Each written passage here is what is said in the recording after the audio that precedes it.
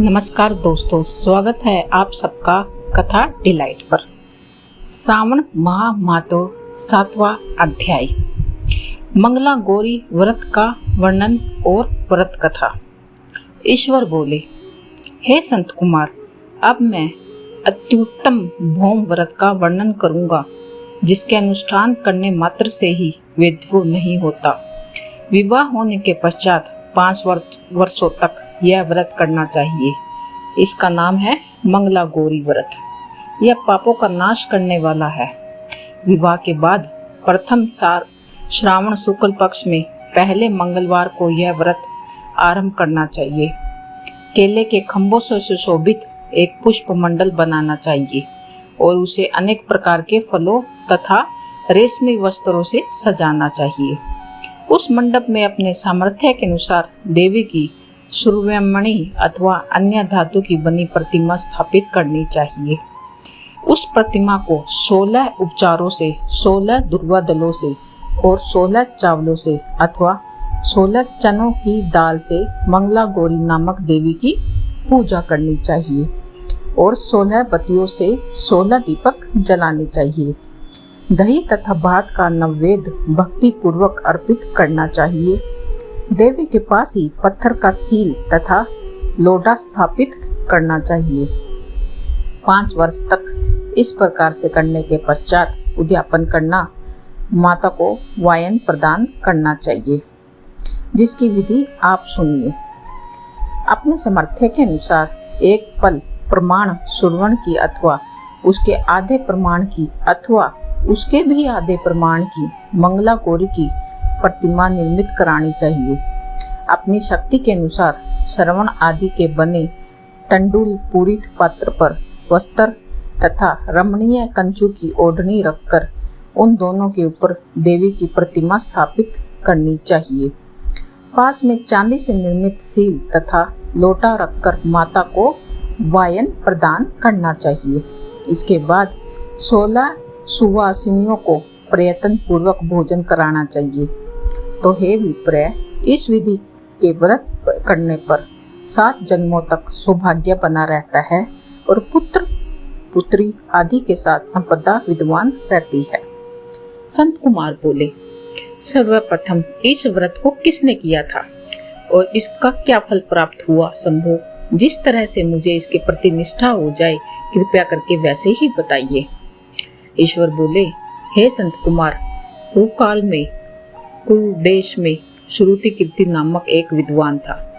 कीर्तिशाली, शत्रुओं का नाश करने वाला, 14 कलाओं का ज्ञाता, धनु विद्या में कुशल राजा हुआ था। पुत्र के अतिरिक्त अन्य सभी शुभ चीजें उस राजा के पास थी। अंततः वह राजा संतान के विषय में अत्यंत चिंतित हुआ और जब ध्यानपूर्वक देवी की आराधना करने लगा, तब उसकी कठोर तपस्या से देवी प्रसन्न हो गई और उससे यह वचन बोली, हे सुव्रत, वर मांगो। श्रुत कीर्ति बोला, हे देवी, यदि आप मुझ पर प्रसन्न हैं तो मुझे सुंदर पुत्र दीजिए।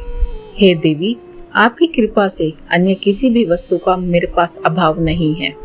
उसका यह वचन सुनकर पवित्र मुस्कान वाली देवी ने कहा, हे राजन, तुमने अत्यंत दुर्बल वर मांगा है, फिर भी कृपया वश में तुम्हें अवश्य दूंगी। किंतु हे राजेंद्र, सुनिए, यदि परम गुणी पुत्र चाहते हो तो वह केवल 16 वर्ष तक जीवित रहेगा और यदि रूप तथा विद्या से विहीन पुत्र चाहते हो तो वह दीर्घजीवी होगा। देवी का यह वचन सुनकर राजा बहुत चिंतित हो उठा और पुनः अपनी पत्नी से परामर्श करके उसने गुणवान तथा सभी शुभ लक्षणों से संपन्न 16 वर्ष की आयु वाला पुत्र मांगा। तब देवी ने भक्ति संपन्न राजा से कहा, हे नरपनंदन, मेरे मंदिर के द्वार पर आम का वृक्ष है। उसका एक फल लाकर मेरी आज्ञा से अपनी भार्या को उसे भक्षण करने हेतु प्रदान करो, जिससे वह शीघ्र ही गर्भ धारण करेगी। इसमें कोई संदेह नहीं है। प्रसन्न होकर राजा ने वैसा ही किया और उसकी पत्नी ने गर्भ धारण कर लिया। 10वें महीने में उसने देवतुल्य सुंदर पुत्र को जन्म दिया। तब हर्ष और शोक से युक्त राजा ने बालक का जात क्रम आदि संस्कार किया और शिव का स्मरण करते हुए उसका नाम चिरायु रखा।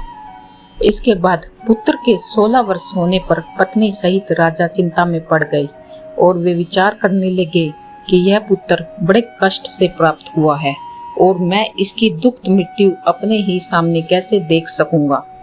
ऐसा विचार करके राजा ने पुत्र को उसके मामा के साथ काशी भेज दिया। प्रस्थान के समय राजा की पत्नी ने अपने भाई से कहा कि कार्कटिक का वेश धारण करके आप मेरे पुत्र को काशी ले जाइए। मैंने भगवान मृत्युंजय से पूर्व में पुत्र के लिए प्रार्थना की थी और कहा था कि हे विश्वेश, आप जगतपति की यात्रा के लिए मैं उस पुत्र को अवश्य भेजूंगी। अंततः आप मेरे पुत्र को आज ही ले जाइए और सावधानी पूर्वक इसकी रक्षा कीजिए। अपनी बहन की यह बात सुनकर भांजे के साथ वह चल पड़ा।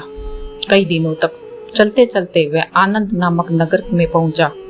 वहाँ सभी प्रकार की समृद्धियों से संपन्न वीरसेन नामक राजा रहता था।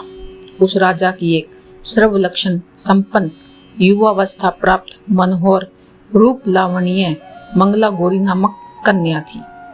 सभी उपनामों को तुच्छ करके सौंदर्य अभिवृद्धि को प्राप्त वह कन्या किसी समय सखियों के साथ नगर के उपवन में खेल रही थी।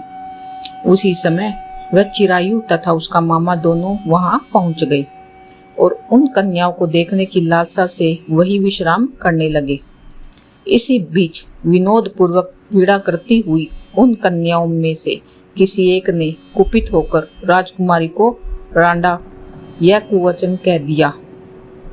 तब उस अशुभ वचन को सुनकर राजकुमारी ने कहा, तुम अनुचित बात क्यों बोल रही हो? मेरे कुल में तो इस प्रकार का कोई नहीं है। मंगला गौरी की कृपा से तथा उनके व्रत के प्रभाव से विवाह के समय जिसके सर पर मेरे हाथ के अक्षत पड़ेंगे, हे सखी, वह यदि अल्प आयु वाला होगा तो भी मैं चिरजीवी हो जाएगा। इसके बाद वह सभी कन्याएं अपने अपने घर चली गई। उस दिन राजकुमारी का विवाह था। बाकी देश के दृढ़धर्मा नामक राजा के सुकेतु नाम वाले पुत्र के साथ उसका विवाह हुआ। वह सुकेतु विदाहीन, कुरूप तथा बहरा था। सुकेतु के साथ आए उन लोगों ने विचार किया, इस समय कोई दूसरा श्रेष्ठ वर ले जाना चाहिए और विवाह संपन्न हो जाने के बाद वहां सुकेतु पहुंच जाएगा। उन लोगों ने चिरायु के मामा के पास जाकर याचना की, आप इस बालक को हमें दे दीजिए, जिससे हमारा कार्य सिद्ध हो जाएगा।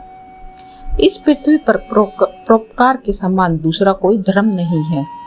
इसकी बात सुनकर चिरायु का मामा मन ही मन बहुत प्रसन्न हुआ, क्योंकि इसने उपवन में पहले ही कन्या के मुंह से मंगला गौरी की बात सुन ली थी। फिर भी उसने एक बार कहा, आप लोग इसे किस लिए मांग रहे हैं? कार्य की सिद्धि हेतु वस्त्र, अलंकार आदि मांगे जाते हैं। वह तो कहीं भी नहीं मांगा जाता, तथापि आप लोगों का सम्मान रखने के लिए मैं इसे दे रहा हूँ। इसके बाद चिरायु को लेकर वहां ले जाकर उन लोगों ने विवाह संपन्न करा दिया। सप्तपदी आदि के हो जाने पर रात्रि में शिव पार्वती की प्रतिमा के समक्ष उस चिरायु ने हर्षयुक्त होकर मंगला गौरी के साथ शयन किया। उस दिन चिरायु के 16 वर्ष पूरे हो चुके थे और अर्धरात्रि में साक्षात काल स्वरूप में वो वहां आ गया। इसी बीच संयोग वंश राजकुमारी जाग गई। उसने वह मां सर्प को वहां देखा और वह भय से व्याकुल होकर कांपने लगी। तभी उस कन्या ने धैर्य धारण कर 16 उपचारों से सर्प की पूजा की और पीने के लिए उसे दूध दिया।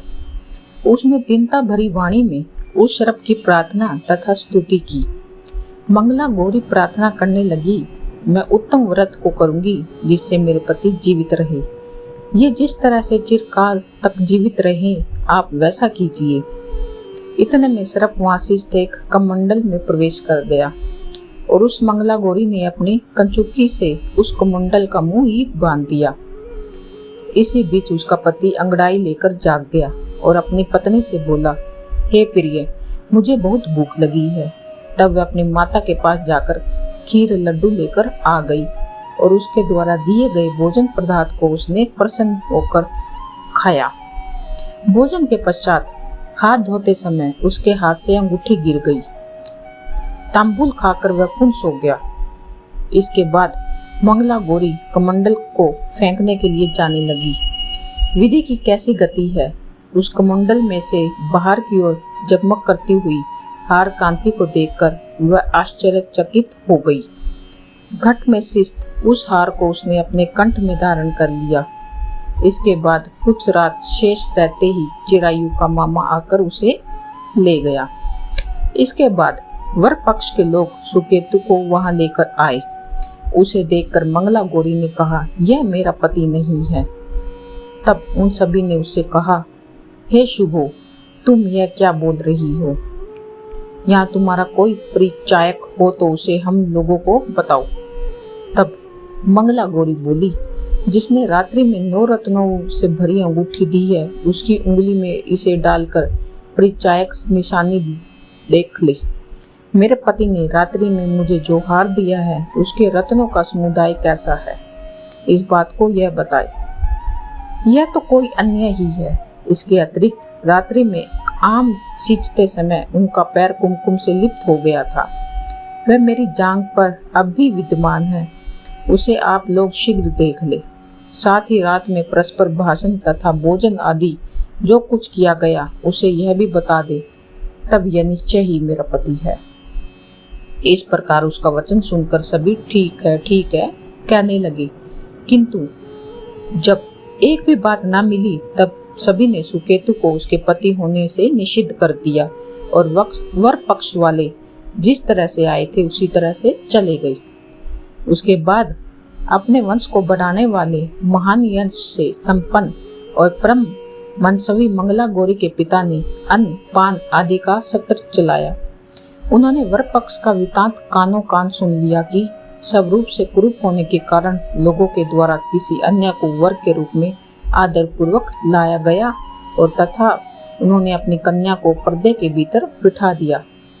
इसके बाद 1 वर्ष बीत जाने के बाद यात्रा करके चिरायु अपने मामा के साथ यह देखने आया विवाह के बाद वहां हुआ क्या था।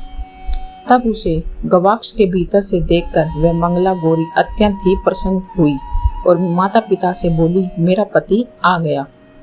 राजा ने अपने श्रेष्ठ सज्जनों को बुलाकर पूर्व में कहे गए सभी परिचय को निशानी को देखकर मंद मुस्कान वाली अपनी कन्या चिरायु को सौंप दी। राजा ने शिष्ट जनों को साथ लेकर विवाह का उत्सव करवाया। इसके बाद राजा वीरसेन ने वस्त्र, आभूषण, सेना, घोड़े, रथ, अन्य बहुत सारी सामग्रियां देकर उनको विदा किया। इसके बाद कुल को आनंदित करने वाला वह चिरायु पत्नी तथा मामा को लेकर सेना के साथ अपनी नगर पहुंचा। लोगों के मुख से उसे आया हुआ सुनकर उसके माता पिता को विश्वास ही नहीं हुआ। उन्होंने सोचा कि प्रारंभ अन्यथा कैसे हो सकता है। इतने में वह अपने माता पिता के पास आया और स्नेह से परिपूर्ण वह चिरायु भक्ति पूर्वक अपने चरणों में गिर पड़ा। तब उसके पुत्र का मस्तक सूंघकर उन दोनों ने परम आनंद प्राप्त किया। पुत्र वधू मंगला गौरी ने भी सास ससुर को प्रणाम किया। तब सास ने उसे अपनी गोद में बिठाकर सारा वृत्तांत शीघ्रता पूर्वक पूछने लगी। हे महामुने, तब पुत्र वधू ने भी मंगला गौरी के उत्तम व्रत, महत्व और जो कुछ घटित हुआ वह सब वृत्तांत बताया।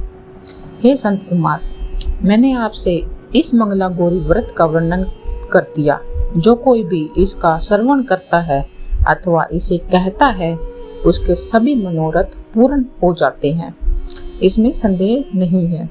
सूत जी बोले, हे ऋषियों, इस प्रकार शिव जी ने संत कुमार को यह मंगला गौरी व्रत बताया और उन्होंने सभी कार्यों को पूर्ण करने वाले इस व्रत को सुनकर महान आनंद प्राप्त किया। इस प्रकार श्री स्कंद पुराण के अंतर्गत ईश्वर संत कुमार संवाद में श्रावण महात्म में मंगला गौरी व्रत कथन नामक 7वां अध्याय भी पूरा हुआ। धन्यवाद दोस्तों।